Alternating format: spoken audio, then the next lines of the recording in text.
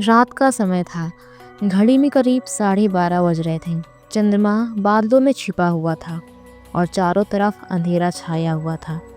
आकाश, जो अपनी पढ़ाई के साथ साथ ऑटो चलाने का भी काम करता था, उस रात शहर से सटे हुए एक सुनसान इलाके में अपनी ऑटो को आकाश धीरे धीरे चला रहा था। उस इलाके की सड़कों पर सन्नाटा छाया हुआ था। वहाँ ऑटो का इंजन और उसके टायरों की आवाज़ गूंज रही थी और चारों तरफ सिर्फ कुत्तों के भौंकने की आवाज़ थी। आकाश को यह एहसास पहले कभी नहीं हुआ था, लेकिन आज अचानक उसके साथ कुछ ऐसी चीज़ें होने वाली थी कि उसका पहले से ही उसको अंदाज़ा हो चुका था। आज आकाश को सुबह से कोई भी यात्री नहीं मिला था। तभी अचानक से आकाश के ऑटो के सामने एक आदमी खड़ा हुआ, जो कि अपने हाथ को लगातार हिला रहा था। आकाश अपनी ऑटो को लेकर जैसे ही उस आदमी के पास पहुंचा, आकाश ने देखा कि उस आदमी की शक्ल धुंधली सी थी, जैसे उसका पूरा शरीर एक धुएं में लिपटा हुआ हो। उस आदमी ने काले रंग के कपड़े पहने हुए थे और उसकी आंखें चमक रही थीं। आकाश ने अपनी ऑटो को रोका और ऑटो से बाहर झांककर उस आदमी से पूछा, कहाँ जाना है भाई साहब? वो आदमी धीरे से ऑटो के अंदर बैठ गया और आकाश से बोला, आगे सुनसान वाले मोड़ तक। आकाश को उसकी आवाज़ सुनते ही बहुत अजीब लगने लगा, क्योंकि उसकी आवाज़ सामान्य इंसान से बिल्कुल अलग थी। रास्ता बिल्कुल सुनसान था और चारों तरफ सिर्फ सन्नाटा था और कुत्तों के भौंकने की आवाज़। कुछ देर पहले ही आकाश ने इस बात को नोटिस किया था कि जैसे ही वो आदमी आकाश की ऑटो में बैठा, वैसे बहुत सारे कुत्ते अचानक से आकाश की ऑटो की तरफ आ रहे थे। लेकिन जैसे ही वो आदमी ने उन कुत्तों की तरफ देखा, वो कुत्ते अचानक से दूर भागने लगे। इस बात को आकाश ने गंभीरता से नहीं लिया। उसने ऑटो चलाना शुरू कर दिया। आकाश लगातार उस आदमी से बोलने की कोशिश कर रहा था, लेकिन वो आदमी जो चुपचाप बैठा था और आकाश के किसी भी सवाल का जवाब नहीं दे रहा था। आकाश ने मन ही मन में सोचा, अरे ये तो बहुत बोरिंग आदमी है, पता नहीं इससे कहाँ से पाला पड़ गया। लेकिन आकाश अब अपनी ऑटो को लगातार सुनसान सड़क पर चला रहा था। ऑटो में लगे हुए आगे के शीशे से आकाश ने देखा कि वो आदमी लगातार आकाश को देखता जा रहा था। आकाश ने मिरर में देखकर उस आदमी से मुस्कुराने की कोशिश की, लेकिन आकाश की मुस्कुराहट को देखकर भी वो आदमी एक सामान्य स्वभाव में बैठा था और उसके चेहरे पर कोई भी हंसी और कोई भी एक्सप्रेशन नहीं था। ये सभी चीज़ें आकाश को बहुत अजीब लग रही थीं।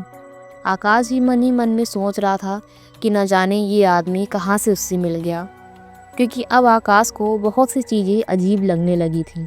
उस आदमी के ऐसे बिहेवियर को देखकर आकाश अपनी धुन में मगन हो गया था। उसने अपना मन बहलाने के लिए अपने ऑटो में एक गाना लगा दिया और धीमी आवाज़ में सुनने लगा। और अब थोड़ी ही देर में एक बार फिर से आकाश की नज़र अपने ऑटो के लगे हुए शीशे पड़ी, तो इस बार आकाश को उस आदमी का चेहरा बिल्कुल साफ दिखाई दे रहा था। उस आदमी की आंखों के नीचे बहुत सारे काले धब्बे थे और उसका चेहरा बिल्कुल पीला था और वो अब एकदम शांत स्वभाव में बैठकर लगातार आकाश को घूरता ही जा रहा था। उस आदमी का चेहरा देखकर आकाश की हिम्मत नहीं हुई कि उस आदमी से कुछ भी बोले। आकाश ने सोचा कि इस आदमी का चेहरा कैसा है, लेकिन आकाश ने उस आदमी से बिना ही कुछ बोले लगातार ऑटो चलाने लगा। थोड़ी ही देर में ऑटो एक सुनसान सड़क पर पहुंच गई थी।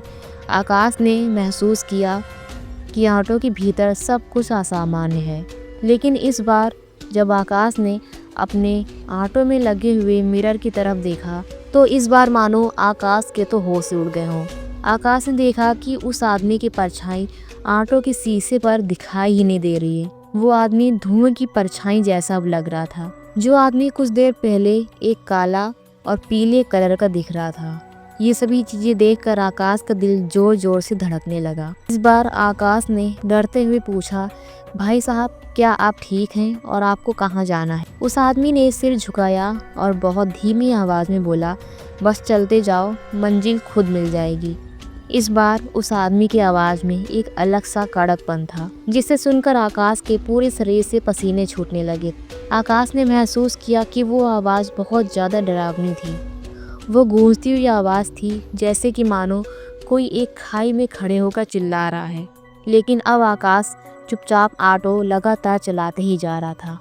ऑटो जैसे ही आगे बढ़ती जा रही थी, आकाश को बहुत भयंकर चीज़ों का एहसास होने लगा था। अचानक से आकाश ने महसूस किया कि ऑटो के अंदर हल्की सी फुसफुसाने की आवाज़ आ रही है। ये आवाज़ें जैसे किसी ने कान के पास धीरे से आकर कुछ कहा। आकाश ने पीछे मुड़कर देखा, लेकिन वो आदमी के अलावा उसकी ऑटो में कोई भी नहीं था। आकाश फिर से आगे घूमकर ऑटो चलाने लगता है। इस बार फिर से वो आवाज़ और ज़्यादा तेज़ सी आने लगी। आवाज़ को सुनकर आकाश के बहुत ज़्यादा पसीने निकलने लगे थे। आकाश को समझ नहीं आ रहा था कि आखिर उसके साथ ये सभी चीज़ें क्या हो रही हैं। आकाश ने एक बार फिर से अपने ऑटो में लगे हुए मिरर में देखा तो वहाँ पर कोई भी नहीं था और वो आदमी लगातार आकाश की तरफ देखता जा रहा था। एक बार फिर से आकाश ने हिम्मत जुटाकर अपनी ऑटो में लगे हुए मिरर में देखा, लेकिन इस बार आकाश ने जो देखा मानो उसकी आत्मा बिल्कुल बाहर निकल गई हो। आकाश ने देखा कि उस आदमी की आंखें खून से लाल हो चुकी थीं। उसके पूरे शरीर पर गहरे काले रंग के निशान थे और उसका चेहरा मानो एकदम खून से लाल हो। वो इस तरीके से हंस रहा था कि उसके दांत पूरी तरीके से पीले और खून से लाल थे। उस आदमी की हंसी लगातार आकाश को देखकर बढ़ती ही जा रही थी।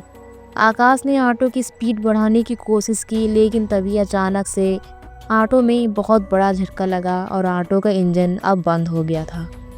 आखिरकार सड़क के बीचों बीच में आकर ऑटो रुक गया था। वो आदमी अब अपनी जगह से उठकर आकाश के पास आ चुका था।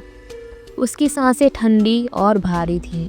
आकाश अब बहुत ज़्यादा घबरा गया था। आकाश ने ऐसा हादसा अपनी ज़िंदगी में पहले कभी नहीं देखा था। उसने कांपते हुए कहा, आप कौन हैं और प्लीज़ मुझे जाने दो। आदमी ने बिना कुछ कहे एक ज़ोरदार हंसी मारी और बोला, मुझे कौन जानता है, मैं वो हूँ जो यहाँ पर हर रात भटकता है और जो इस सड़क से गुजरता है वो मेरी दुनिया में फंस जाता है।